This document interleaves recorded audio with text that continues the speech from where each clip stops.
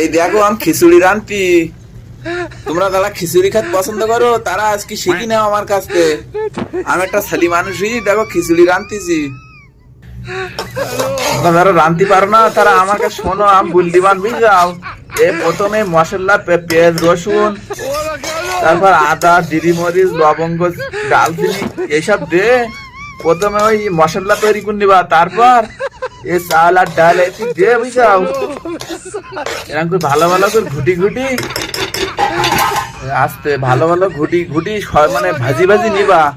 এরকম ফাইন করে ভাজা হয়ে গেলে আর তার আগে আরেকটা জিনিস করি থোবা। এইবার আমি গোস্ত বানাই থুস বলে এদিকে যাও, গোস্ত রান্ধি মা একবার মলম পানা করে থুইছে, এবার খালি খেতে হবে, দিতে হবে আর খেতে হবে, জমের টেস্ট হবে বুঝতে যাচ্ছে আমি।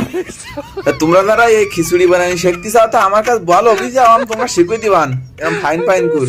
আজকে মতন এই